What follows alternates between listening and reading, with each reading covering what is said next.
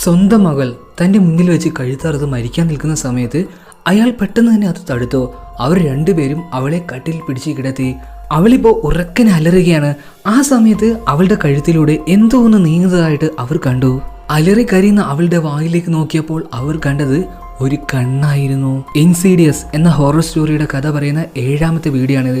ഇതിന്റെ മുന്നത്തെ ഭാഗങ്ങൾ കാണാത്തവർക്കായി ഇപ്പൊ മുകളിൽ ഒരു ഐ ബട്ടൺ വന്നില്ലേ, അതിൽ ക്ലിക്ക് ചെയ്താലും ഓരോന്നും പാർട്ടായിട്ട് കാണാം. അല്ലെങ്കിൽ ഓരോ പാർട്ടിന്റെയും ലിങ്ക് ഞാൻ ഡിസ്ക്രിപ്ഷനിൽ കൊടുത്തിട്ടുണ്ട്. അതുപോലെ തന്നെ കമന്റ് ബോക്സിലെ ആദ്യത്തെ കമന്റിലും എല്ലാ പാർട്ടും ഉണ്ടാകും. എന്നാൽ നമുക്ക് നേരെ ഈ ഹൊറർ സ്റ്റോറിയുടെ ഏറ്റവും അവസാന ഭാഗത്തിലേക്ക് പോകാം. ലാസ്റ്റ് ഭാഗത്തിൽ നമ്മൾ എവിടെയാണ് പറഞ്ഞു നിർത്തിയത്? അതായത് ജെസിക്കയ്ക്ക് ആക്സിഡന്റ് പറ്റി 2 കാലിന് പ്ലാസ്റ്റർ ഇട്ടിട്ടുണ്ട്. അതുകൊണ്ട് തന്നെ നടക്കാൻ കഴിയുന്നില്ല. അവളുടെ ബെഡിൽ ഇരിക്കുന്ന സമയത്താണ് എന്തോ ഒരു ശക്തി, അവൾ എപ്പോഴും മിന്നായം പോലെ കണ്ടിരുന്ന ആ ഒരു ശക്തി ഇതാ അവളുടെ മുന്നിൽ വന്നു നിൽക്കുന്നു. ശക്തിയല്ല, ഒരു ദുരാത്മാവ്. പിന്നീട് ആ ഒരു ആത്മാവ് അവളെ കട്ടിലിൽ നിന്നും പുറത്തേക്ക് എടുത്ത് വലിച്ചെറിയുകയാണ്. പിന്നീട് ആ ഒരു ആത്മാവ് പതിയെ ആ ഒരു മുറിയെ ഇരുട്ടാക്കാൻ തുടങ്ങി. ജനലുകൾ അടക്കാൻ തുടങ്ങി, വാതിലടക്കാൻ തുടങ്ങി. പരിപൂർണമായ ഇരുട്ടായതിനു ശേഷം ആ ഒരു ആത്മാവ് അവളുടെ മേത്ത് വന്ന് കിടക്കുകയാണ്. ആ ഒരു സമയത്ത് അവൾക്ക് എന്തോ ഒരു എനർജി വന്നു. ഉറക്കൻ അലറി കരഞ്ഞു. അവളുടെ ഈ കരച്ചില് അവളുടെ അച്ഛനായിട്ടുള്ള ജോഷ് കേൾക്കുകയാണ്. മകളുടെ കരച്ചിൽ കേട്ടിട്ട് ജോഷ് ഓടി വന്ന് മുറി തുറന്ന് നോക്കുമ്പോൾ കാണുന്നത് നിലത്ത് വീണ് കിടക്കുന്ന മകളെയാണ്, ജെസിക്കയാണ്. പെട്ടെന്ന് തന്നെ ജെസിക്കയെ ജോഷ് എടുത്ത് ഡൈനിങ് ഹാളിൽ കൊണ്ടുപോയി കിടത്തി ഒരു ഡോക്ടറെ വിളിച്ചു. ആ ഒരു വീഴ്ചയിൽ അവളുടെ കഴുത്തിന് നല്ല ഒടിവ് പറ്റിയിട്ടുണ്ട്. അതുകൊണ്ട് തന്നെ കഴുത്തിലിപ്പോൾ കഴുത്തനങ്ങാതിരിക്കാനുള്ള ആ ഒരു കാര്യം വെച്ചിട്ടുണ്ട്. കുറച്ചു സമയം കഴിഞ്ഞു. ഇപ്പൊ ജോഷിന് എന്തൊക്കെയോ താഴെ നിന്ന് ബഹളങ്ങളൊക്കെ കേൾക്കുന്നുണ്ട്. അങ്ങോട്ടേക്ക് ഇപ്പൊ ജോഷ് ചെന്ന് നോക്കിയപ്പോൾ അവരുടെ അയൽവാസിയായിട്ടുള്ള ആ വൃദ്ധനായ മനുഷ്യനുണ്ടല്ലോ, അയാൾക്ക് ഇപ്പോൾ കുറച്ച് പോലീസുകാരൊക്കെ വന്നിട്ട് എന്തൊക്കെയോ റിപ്പോർട്ടുകളൊക്കെ എഴുതിയിട്ട് പോവുകയാണ്. അയാളത്തേക്ക് ഇപ്പോൾ ജോഷ് വന്നിട്ട് ചോദിക്കുകയാണ് എന്താണ് പറ്റിയത്. ഇപ്പോൾ ആ വൃദ്ധനായ മനുഷ്യൻ പറയുകയാണ്, ജോഷ് അവൾ എന്നെ വിട്ടു പോയടാ. അതായത് ഈ വൃദ്ധനായ മനുഷ്യന്റെ ഭാര്യയായിട്ടുള്ള ആ ഒരു വൃദ്ധയായ സ്ത്രീ മരിച്ചിട്ടുണ്ട്. ആ ഒരു കാര്യം വിഷമത്തോടു കൂടി തന്നെ ജോഷിന്റെ അടുത്ത് പറയുകയാണ്. ഇപ്പൊ ജോഷും ആ ഒരു മനുഷ്യനെ സമാധാനിപ്പിക്കുകയാണ്. നിങ്ങൾക്ക് എന്ത് ആവശ്യം ഉണ്ടായാലും ശരി, എന്നെ വിളിക്കാൻ ഒട്ടും മടിക്കരുത് എന്ന് പറഞ്ഞിട്ട് ജോഷ് അവിടുന്ന് പോവുകയാണ്. അങ്ങനെ പിന്നെയും അന്നേ ദിവസം രാത്രി ആയിട്ടുണ്ട്. ഇപ്പൊ ഡൈനിങ് ഹാളിൽ ഒരു സോഫയിലാണ് ജെസിക്ക കിടക്കുന്നത്. ഇപ്പൊ അവളുടെ അടുത്ത് അച്ഛനൊന്നുമില്ല. അവളിങ്ങനെ മേലോട്ടൊക്കെ നോക്കി ഇങ്ങനെ കഴുത്തനക്കാൻ പറ്റാതെ ഇരിക്കുകയാണ്. ആദ്യം കഴുത്തെങ്കിലും അനക്കാൻ പറ്റുമായിരുന്നു. ഇപ്പൊ അങ്ങനെ മേലോട്ടൊക്കെ നോക്കി അവൾ ഇരിക്കുകയാണ്. ഈ സമയത്ത് ടെറസിന്റെ മുകളിൽ നിന്നും എന്തൊക്കെയോ ശബ്ദങ്ങൾ കേൾക്കുന്നുണ്ട്, കാലൊച്ചകൾ കേൾക്കുന്നുണ്ട്. അങ്ങനെ എന്തെങ്കിലുമൊക്കെ ഉണ്ടെങ്കിൽ അത് താൻ നേരിട്ട് കാണണ്ട. ആ ഒരു കാര്യം കൊണ്ട് തന്നെ അവളിപ്പോൾ ആ ഒരു പുതപ്പെടുത്തിയിട്ട് തലയിലൂടെ മൂടുകയാണ്. അപ്പോഴും ആ ഒരു ശബ്ദം ജെസിക്ക കേട്ടുകൊണ്ടേ ഇരിക്കുന്നുണ്ട്. കുറച്ചു നേരം കഴിഞ്ഞിട്ട് അവൾ ആ പുതപ്പൊന്ന് മാറ്റി നോക്കിയ സമയത്ത് അവൾ ഞെട്ടിപ്പോയി. കാരണം അവളിപ്പോൾ കിടക്കുന്നത് സോഫയിലല്ല, അവളിപ്പോൾ ഇരിക്കുന്നത് ഒരു വീൽ ചെയറിലാണ്, ഒരു വരാന്തയിലാണ്. അതായത് ഇവരുടെ ഈ റൂമില്ലേ, ഫ്ലാറ്റില്ലേ, അതിൻ്റെ റൂമുകളുടെ പുറത്തുള്ള ആ ഒരു വരാന്തയിൽ അവൾ ഞെട്ടിപ്പോയി. കാരണം ഇത്രയും നേരം സോഫയിൽ കിടന്നിരുന്ന താൻ എങ്ങനെയാണ് ഇവിടെ എത്തിയതെന്ന് അവളിങ്ങനെ ആലോചിക്കുകയാണ്.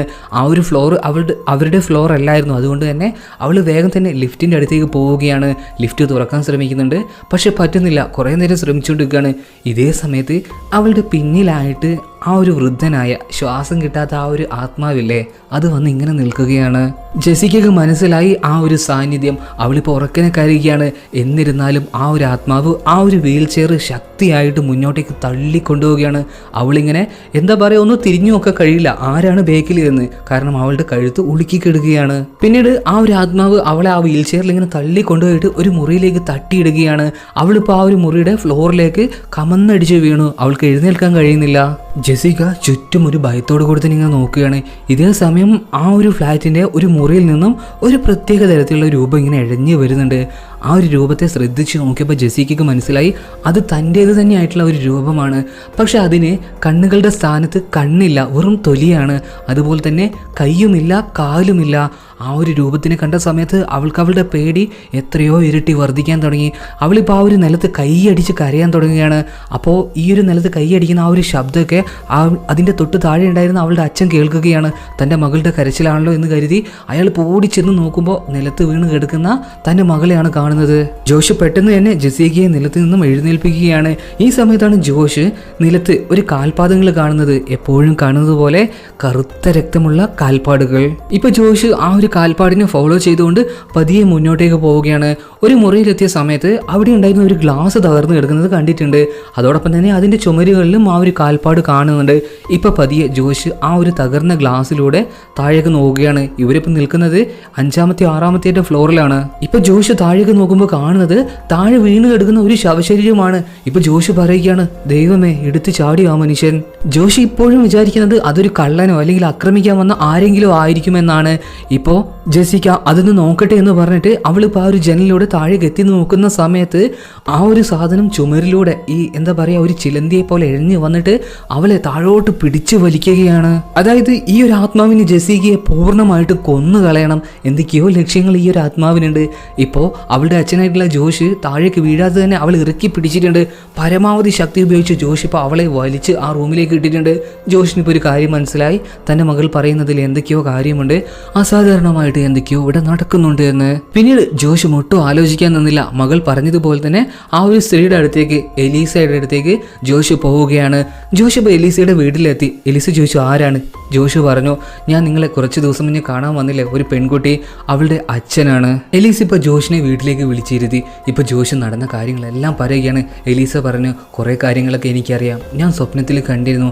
അതായത് നിങ്ങളുടെ മകളുടെ അടുത്തായിട്ട് അവൾ ഉറങ്ങുന്ന സമയത്ത് എന്തോ ഒരു ശക്തി, ഒരു ആത്മാവ് ഇങ്ങനെ അവളുടെ ചുറ്റും നടക്കുന്നതായിട്ട് ഞാൻ സ്വപ്നം കണ്ടിട്ടുണ്ടായിരുന്നു. ഇപ്പോൾ ജോഷ് വളരെയധികം വിഷമത്തിൽ തന്നെ എലീസയോട് ചോദിക്കുകയാണ്, എലീസ, എൻ്റെ മകളെ നിങ്ങൾക്കൊന്ന് രക്ഷിക്കാൻ കഴിയുമോ? എനിക്ക് സഹിക്കാൻ കഴിയുന്നില്ല അവളുടെ ഈ ഒരു അവസ്ഥ കണ്ടിട്ട്. എലീസ ഇപ്പോൾ പതിയെ സോഫയിൽ നിന്ന് എണീച്ചിട്ട് കുറച്ച് മുന്നോട്ടേക്ക് നടന്നിട്ട് ഒരു ഫോട്ടോ എടുത്തിട്ട് ജോഷിനെ കാണിക്കുകയാണ്. ജോഷിൻ്റെ അടുത്ത് പറഞ്ഞു, ഇതെൻ്റെ ഹസ്ബൻഡ് ജാക്കാണ്. കുറച്ച് വർഷങ്ങൾക്ക് മുന്നേ ഇദ്ദേഹത്തെ എനിക്ക് നഷ്ടപ്പെട്ടു. അദ്ദേഹത്തിൻ്റെ ആ ഒരു വിട എന്നെ എന്താ പറയുക, എൻ്റെ മനസ്സിനെ വല്ലാതെ അങ്ങ് ഇളക്കി കളഞ്ഞു. എനിക്കത് താങ്ങാൻ കഴിഞ്ഞില്ല. അതുകൊണ്ട് തന്നെ എൻ്റെ ഭർത്താവിൻ്റെ മരണത്തിന് ശേഷം അദ്ദേഹമായിട്ട് കോണ്ടാക്ട് ചെയ്യാൻ ഞാൻ പലതവണ ശ്രമിച്ചിട്ടുണ്ടായിരുന്നു. ജോഷ്, ഞാൻ നിങ്ങൾക്കിപ്പോൾ ഒരു കാര്യം പറഞ്ഞുതരാം.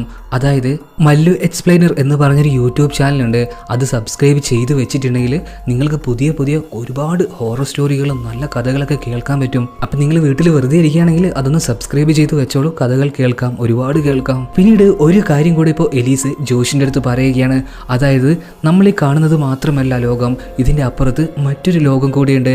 അതായത് വെളിച്ചമുള്ള നമ്മുടെ ലോകവും ഇരുട്ട് നിറഞ്ഞ മറ്റൊരു ലോകവും. ഞാൻ എൻ്റെ ഭർത്താവിനെ അന്വേഷിച്ച് ജീവനുള്ള ഒരു മനുഷ്യനും ചെയ്യാൻ പാടില്ലാത്ത ഒരു കാര്യം ചെയ്തു. ഞാൻ ആ ഇരുണ്ട ലോകത്തിലേക്ക് പോയി. പക്ഷേ എനിക്ക് അവിടെ നിന്നും ചില കാര്യങ്ങൾ അനുഭവിക്കേണ്ടി വന്നു. അവിടെ വെച്ച് ഒരു സ്ത്രീ, ഒരു വൃദ്ധയായിട്ടുള്ള സ്ത്രീ, അവൾ ധരിച്ചിരുന്നത് മണവാട്ടിയെ പോലുള്ള ഒരു കറുത്ത വസ്ത്രമായിരുന്നു. ഞാൻ എപ്പോഴൊക്കെ ആ ലോകത്തിലേക്ക് പോകാൻ ശ്രമിച്ചിട്ടുണ്ടോ അപ്പോഴൊക്കെ അതെന്നെ കൊല്ലാൻ ശ്രമിക്കുകയാണ് ഉണ്ടായത്. ആ ഒരു ആത്മാവ് ആരാണെന്ന് നിങ്ങൾക്ക് മനസ്സിലായില്ലേ? ഇതിൻ്റെ മുന്നത്തെ കഥകൾ കേട്ടിട്ടുണ്ടെങ്കിൽ നിങ്ങൾക്ക് അത് മനസ്സിലാവും. ഈ കഥ എന്ന് പറയുന്നത് അതൊക്കെ നടക്കുന്നതിനും കുറച്ച് മുന്നേറ്റ് നടന്നതാണല്ലോ. കഥയിലേക്ക് തിരിച്ചു വരാം. ഇപ്പോൾ എലീസ ജോഷിൻ്റെ അടുത്ത് പറയുകയാണ്, അതുകൊണ്ട് തന്നെ ആ ഒരു ലോകത്തേക്ക് പോകാൻ എനിക്ക് ഭയമാണ്. നിങ്ങളെ സഹായിക്കാൻ പറ്റുമോ എന്ന് എനിക്കറിയില്ല. ഇപ്പോൾ ജോഷ് പറയുകയാണ്, നിങ്ങളെ സഹായിക്കേണ്ട, നിങ്ങളൊന്ന് വന്ന് അവൾക്കൊന്ന് സംസാരിക്കുമോ, അവളെ കാര്യങ്ങളൊക്കെ ഒന്ന് ചോദിച്ചറിയുമോ എന്നിപ്പോൾ ജോഷി ചോദിക്കുകയാണ്. ജെസിക്ക് ഇപ്പോൾ ഓക്കെ എന്ന് പറഞ്ഞിട്ട് ഇവൻ്റെ കൂടെ, ജോഷിൻ്റെ കൂടെ പോവുകയാണ്. എലീസ നേരെ ജെസിക്കയുടെ റൂമിലേക്ക് ചെന്നു. എലീസയെ കണ്ടപാടനെ ജെസിക്കയ്ക്ക് സന്തോഷമാകുകയാണ്, ചെറിയൊരു സമാധാനമാകുകയാണ്. ഇപ്പോൾ ജെസിക്കയുടെ അടുത്ത് വന്നിട്ട് എലീസ ഒരു കാര്യം പറയുകയാണ്, ജെസിക്ക, നീ അന്ന് എൻ്റെ വീട്ടിൽ വന്നിട്ട് തിരിച്ചു പോയില്ലേ? അതിൻ്റെ പിറ്റേ ദിവസം രാത്രി ഞാനൊരു സ്വപ്നം കാണുകയുണ്ടായി. അതായത് നീ ഒരു ഇരുണ്ട ലോകത്തിലേക്ക് പോവുകയാണ്. അവിടെ നിൻ്റെ ചുറ്റും ഒരാൾ ഇങ്ങനെ നടക്കുന്നതായിട്ട് ഞാൻ കാണുന്നുണ്ട്. നിനക്ക് അയാളുടെ പിടിയിൽ നിന്നും രക്ഷപ്പെട്ടു വരാൻ കഴിയുന്നില്ല. ആ ഒരു ലോകം എന്ന് പറയുന്നത് അത് നല്ല ആത്മാക്കൾക്ക് പറ്റിയ ഒരു ലോകമല്ല. ഇനി ആരെങ്കിലും ആ ഒരു ലോകത്തേക്ക് പോയിട്ടുണ്ടെങ്കിൽ അതിൽ നിന്നും ഒരു തിരിച്ചു വരവ് അത് കുറച്ച് കടുപ്പമുള്ളതായിരിക്കും. പിന്നീട് കുറച്ച് നേരം കഴിഞ്ഞു. ഇപ്പോൾ ജെസിക്ക് ഒരു സോഫയിൽ ഇരുത്തിയിട്ടുണ്ട്. അതുപോലെ തന്നെ തൊട്ടപ്പുറത്തെ സോഫയിൽ ജോഷു ഇരിക്കുന്നുണ്ട്. നടുവിലത്തെ സോഫയിൽ എലീസ ഇരിക്കുകയാണ്.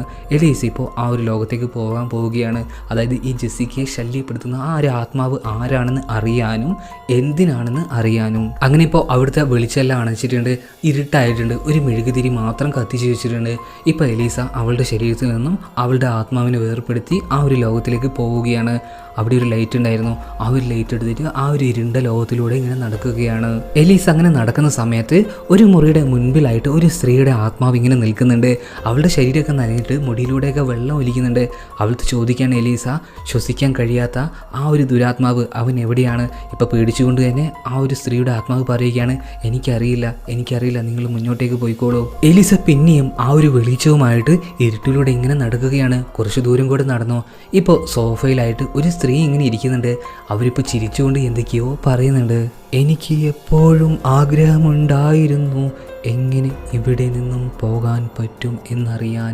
നിനക്കറിയുമെങ്കിൽ അതെൻ്റെ അടുത്ത് പറഞ്ഞു തരൂ കൂട്ടുകാരി, എനിക്കറിയണം എൻ്റെ അവസാനം എന്താണെന്ന്. ആഹാ, നല്ല കവിത. ഇപ്പോൾ ഈ ഒരു കാര്യം പറഞ്ഞുകൊണ്ട് തന്നെ ആ ഒരു ആത്മാവ് ഒരു ഭാഗത്തേക്ക് ഇങ്ങനെ വിരൽ ചൂണ്ടി കാണിക്കുന്നുണ്ട്. ഇപ്പോൾ ആ ഒരു ഭാഗത്തേക്ക് ആ ഒരു വെളിച്ചവുമായിട്ട് എലീസ ഇങ്ങനെ പതുക്കെ പോവുകയാണ്.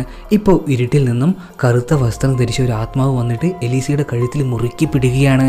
കറുത്ത മണവാട്ടിയുടെ വസ്ത്രം ധരിച്ച ആ ഒരു ആത്മാവ് ആരാണെന്ന് ഇതിൻ്റെ മുന്നത്തെ ഭാഗങ്ങൾ കണ്ട് എല്ലാവർക്കും മനസ്സിലായിട്ടുണ്ടാകുമല്ലോ.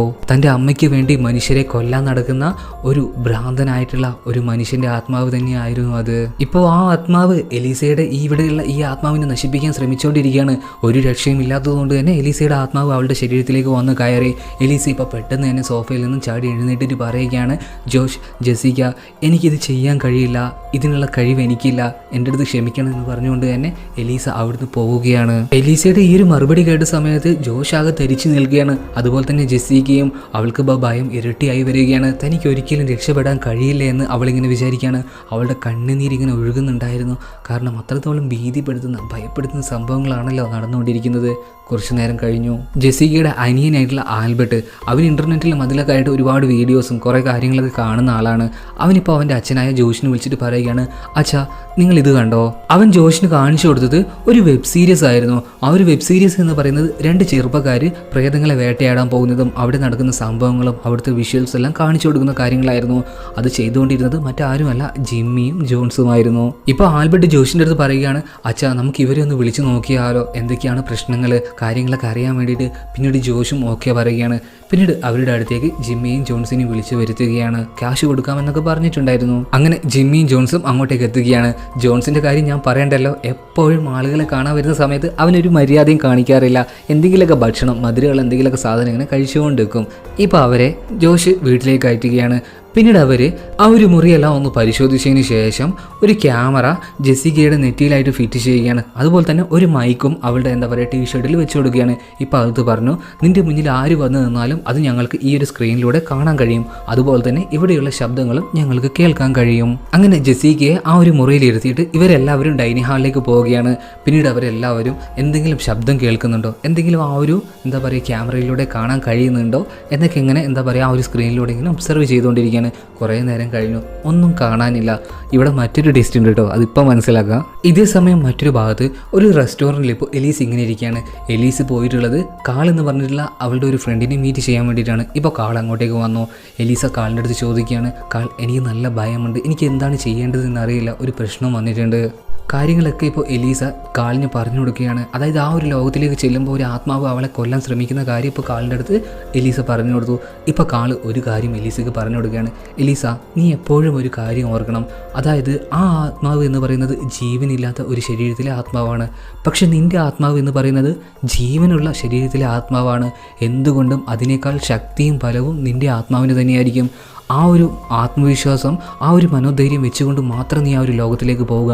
നിനക്ക് തീർച്ചയായിട്ടും അവിടെ വിജയിക്കാൻ കഴിയും. ഇവിടെ സീൻ കട്ടെ അടുത്ത സീനിൽ കാണിക്കുന്നത് ജെസിക്കയുടെ വീട്ടിലാണ്.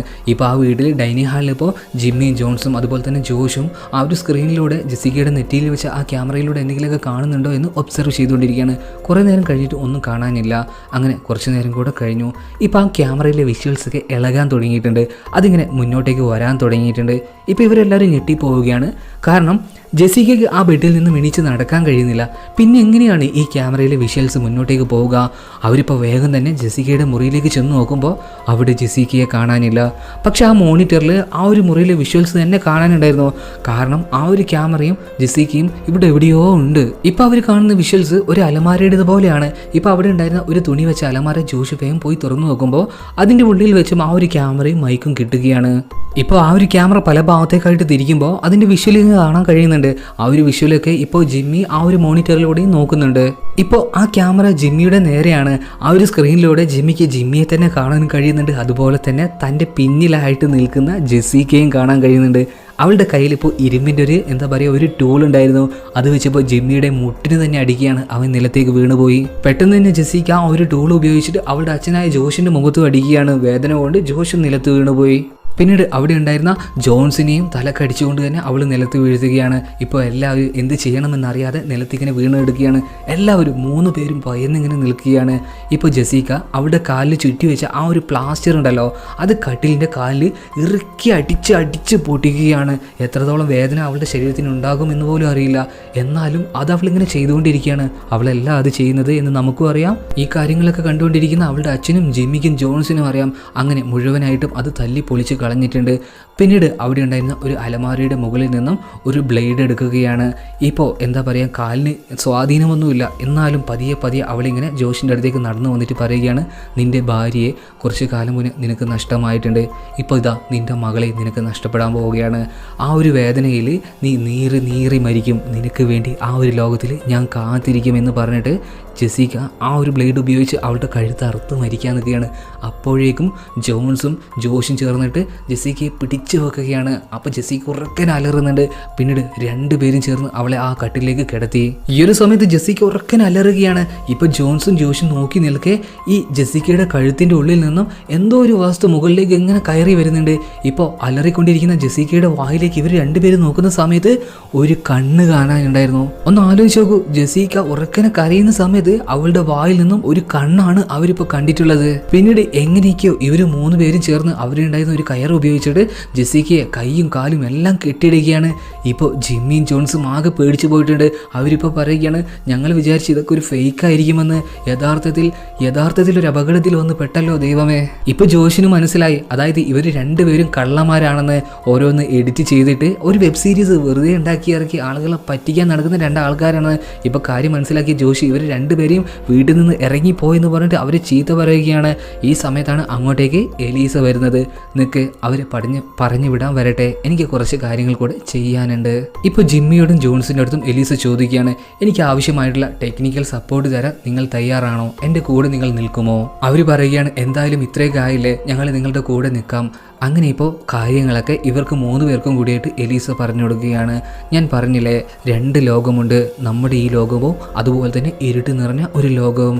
അവിടെ ഒരുപാട് ആത്മാക്കളുണ്ട്. 2 തരത്തിലുള്ള ആത്മാക്കളാണ് അവിടെ ഉണ്ടാവുക. ഒന്നാമത്തെ ആത്മാവ് മരിച്ചുപോയ മനുഷ്യരുടെ ആത്മാക്കൾ.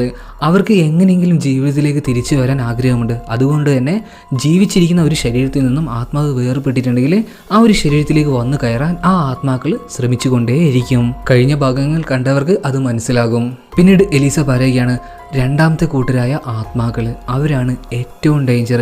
അതായത് അവർക്ക് നമ്മുടെ ഈ ലോകത്തിൽ വന്ന് ജീവിക്കണമെന്ന് ആഗ്രഹമില്ല. എന്നാലോ ആ ഒരു ഇരുണ്ട ലോകത്തിൽ ഒറ്റയ്ക്ക് ജീവിക്കാനും താല്പര്യമില്ല. അവരെപ്പോഴും ചെയ്യുക എന്താണെന്ന് വെച്ചിട്ടുണ്ടെങ്കിൽ സാധാരണ മനുഷ്യരെ കൊന്നുകൊണ്ട് അവരുടെ ആത്മാവിനെ ആ ഒരു ലോകത്തേക്ക് കൊണ്ടുപോയി അത് അവരുടെ അടിമകളാക്കി വെക്കും. അവരതിൽ നിന്നും ആനന്ദം കണ്ടെത്തും. അങ്ങനെയുള്ള ഒരു ആത്മാവാണ് ഇപ്പോൾ ജെസിക്കയുടെ കൂടെ കൂടിയിട്ടുള്ളത്. അവളെ കൊന്ന് അവളുടെ ആത്മാവിനെ എടുത്ത് അത് അടിമയെ പോലെ അവൻ വയ്ക്കും. അന്ന് ജെസിക്കയ്ക്ക് ഒരു ആക്സിഡൻ്റ് ഉണ്ടായില്ലേ, അത് ഈ ഒരു ആത്മാവ് തന്നെ വരുത്തി വെച്ചതാണ്.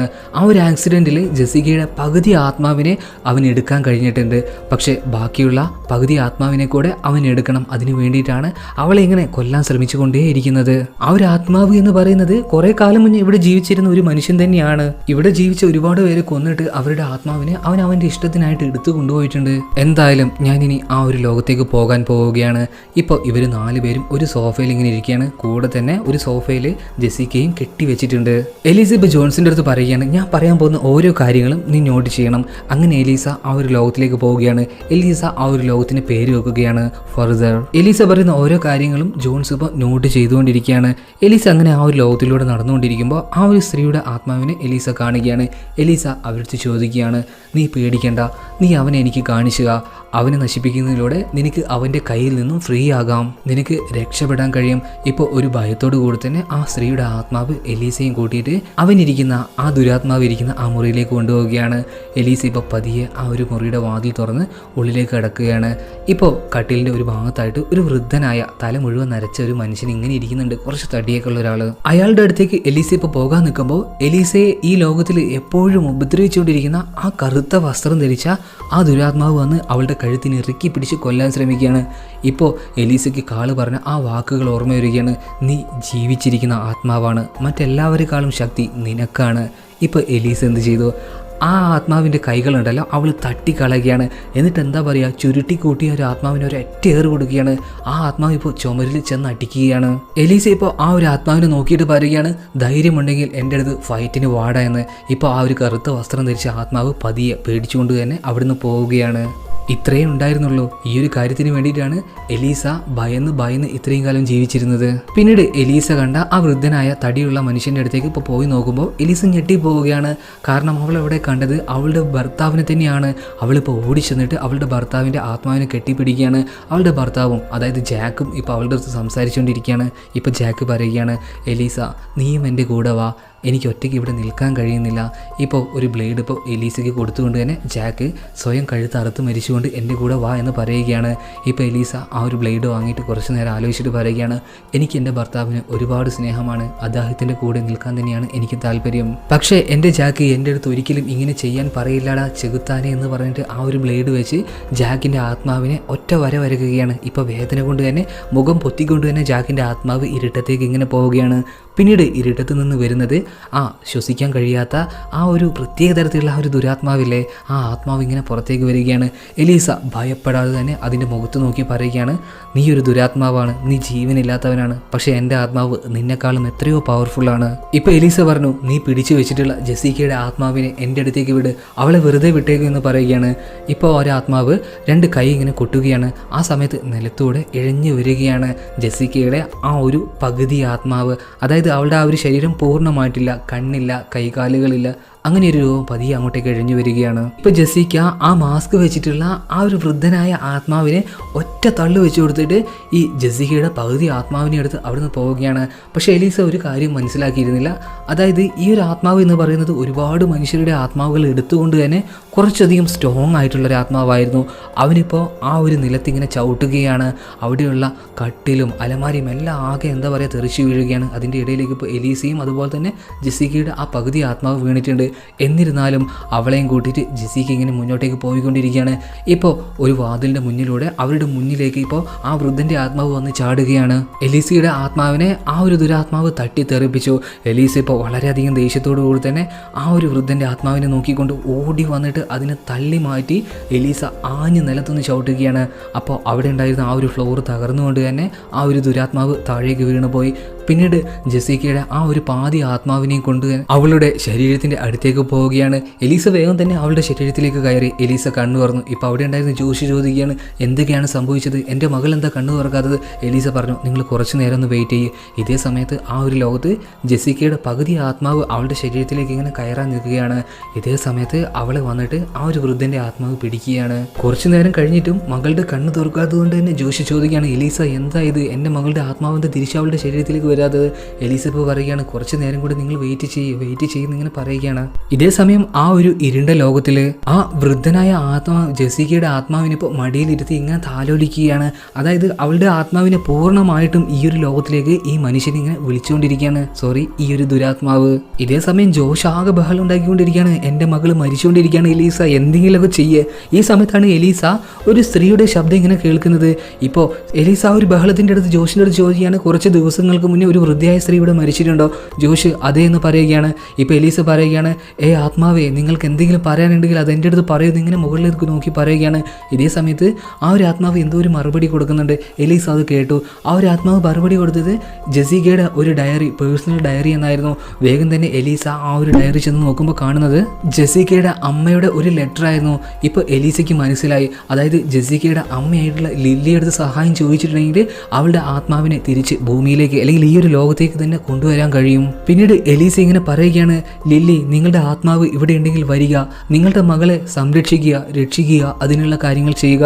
അവളിപ്പോൾ വലിയൊരു അപകടത്തിലാണ്, അവളിപ്പോൾ മരണത്തിലേക്ക് പോയിക്കൊണ്ടിരിക്കുകയാണ്. ഇപ്പോൾ ആ ഒരു ഇരുണ്ട ലോകത്ത് ആ ഒരു വയസ്സിൻ്റെ ദുരാത്മാവ് അവളെ മടിയിലിരുത്തി ഇങ്ങനെ താലോലിക്കുകയാണ്. അവളുടെ ഓരോ ശരീരഭാഗങ്ങളും എന്താ പറയുക പൂർണ്ണമായി വന്നുകൊണ്ടിരിക്കുകയാണ്. അതായത് ഭൂമിയിലുള്ള ജെസിക്ക മരിച്ചുകൊണ്ടിരിക്കുകയാണ്. ഇപ്പോൾ അവരുടെ അടുത്തേക്ക് വളരെയധികം പ്രകാശമുള്ള ഒരു സ്ത്രീ ഇങ്ങനെ വന്നിട്ട് ജെസിക്കയുടെ ചെവിയിൽ എന്തൊക്കെയോ കാര്യങ്ങൾ മന്ത്രിച്ചു കൊടുക്കുകയാണ്. പിന്നീട് ആ ഒരു സ്ത്രീ അവിടുന്ന് പോവുകയാണ്. അതിനുശേഷം ജെസിക്കയുടെ ആ ഒരു രൂപം അത് പൂർണ്ണമായിട്ട് വരികയാണ്. ജെസിക്കയുടെ തൊട്ട് മുന്നിൽ തന്നെ ആ ഒരു വൃദ്ധന്റെ ആ ഓക്സിജൻ മാസ്ക് വെച്ച ആ ഒരു വൃദ്ധന്റെ രൂപം ഇങ്ങനെ ഇരിക്കുന്നുണ്ട്. അവൾക്ക് ഇപ്പോൾ പേടിയില്ലായിരുന്നു. അവൾ എന്ത് ചെയ്തു? ആ ഒരു വൃദ്ധന്റെ മുഖത്ത് നിന്നും ആ ഒരു ഓക്സിജൻ മാസ്ക് വലിച്ചു പറിച്ച് കളയുകയാണ്. അതോടെ ആ ഒരു വൃദ്ധൻ നശിക്കാൻ തുടങ്ങി. ആ വൃദ്ധന്റെ ആത്മാവ് നശിക്കാൻ തുടങ്ങി. ഈ വൃദ്ധനായ മനുഷ്യൻ ഒരുപാട് മനുഷ്യരെ കൊന്ന് അവരുടെ ആത്മാവിനെ വളരെ എളുപ്പത്തിൽ തന്നെ കീഴ്പ്പെടുത്തിയിരുന്നു. പക്ഷെ ജെസിക്കയുടെ കാര്യത്തിൽ ഈ ഒരു ദുരാത്മാവിന് പിഴച്ചുപോയി. അയാൾക്കതിന് കഴിഞ്ഞില്ല. കാരണം അവിടെ എലീസ എത്തിയിരുന്നു. ഇപ്പോൾ ജെസിക്കയുടെ ആത്മാവ് ആ ഒരു ദുരാത്മാവിന്റെ മാസ്ക് മാറ്റിയത് കൊണ്ട് തന്നെ ആ ഒരു ബ്രീത്തിന് പ്രശ്നമുണ്ടായത് കൊണ്ട് തന്നെ ആ ഒരു കിളവന്റെ ആത്മാവ് പൂർണ്ണമായിട്ട് നശിച്ചു പോവുകയാണ്. പിന്നീട് പെട്ടെന്ന് തന്നെ ജെസിക്കയുടെ ആത്മാവ് അവളുടെ ശരീരത്തിലേക്ക് കയറി. അങ്ങനെ ഇപ്പോൾ അവൾ കണ്ണ് തുറന്നിട്ടുണ്ട്. കണ്ണ് തുറന്ന ജെസിക്കക്ക് ആകെ അത്ഭുതമാണ്. എന്തൊക്കെയാണ് ഈ ഒരു കുറച്ച് സമയത്തിനുള്ളിൽ സംഭവിച്ചത്? ഇപ്പോൾ എലീസ പറയുകയാണ്, ഒന്നും പേടിക്കേണ്ട ജെസിക്ക, നീ രക്ഷപ്പെട്ടിട്ടുണ്ട്. നിന്റെ എല്ലാ പ്രശ്നങ്ങളും തീർന്നിട്ടുണ്ട്. മാത്രമല്ല നിൻ്റെ അടുത്തൊരു കാര്യം പറയാനുണ്ട്. നീ ഒരുപാട് സ്നേഹിക്കുന്ന നിൻ്റെ അമ്മ ഇവിടെ തന്നെയുണ്ട്. അവർ നിന്നെ ഒരുപാട് സ്നേഹിക്കുന്നുണ്ട്. ഇപ്പോൾ വളരെയധികം സന്തോഷം കൊണ്ട് തന്നെ തൻ്റെ അമ്മയോടുള്ള ആ ഒരു സ്നേഹം കൊണ്ട് തന്നെ ജെസിക്കയുടെ കണ്ണിൽ നിന്നും കണ്ണുനീരിങ്ങനെ ഒഴുകുകയാണ്. അങ്ങനെ പ്രശ്നങ്ങളൊക്കെ ഏകദേശമല്ല പൂർണ്ണമായിട്ടും അവിടെ കഴിഞ്ഞിട്ടുണ്ട്. അങ്ങനെ പിറ്റേ ദിവസം രാവിലെ ജിമ്മിയും ജോൺസും അവിടുന്ന് പോകാൻ നിൽക്കുകയാണ്. ഇപ്പോൾ അവരുടെ അടുത്തേക്ക് എലീസ ചെന്നിട്ട് പറയുകയാണ്, നിങ്ങൾ എന്തായാലും ഈ ഒരു ജോലി തന്നെയല്ലേ ചെയ്യുന്നത്, നിങ്ങൾക്ക് എന്നെ സഹായിച്ചൂടെ, എനിക്ക് വേണ്ട ടെക്നിക്കൽ സപ്പോർട്ട് തന്നൂടെ? ഇപ്പോൾ എലീസ എടുത്ത് അവർ ചോദിക്കുകയാണ്, ഇത് കുറച്ച് അപകടം പിടിച്ച പരിപാടിയല്ലേ, ജീവൻ തന്നെ നഷ്ടമായേക്കില്ലേ? എലീസ പറഞ്ഞു, ഒരിക്കലും എന്തായാലും മരിക്കണ്ടേ, നിങ്ങൾക്ക് താല്പര്യമുണ്ടെങ്കിൽ എൻ്റെ കൈ പിടിച്ചോ എന്ന് പറയുകയാണ്.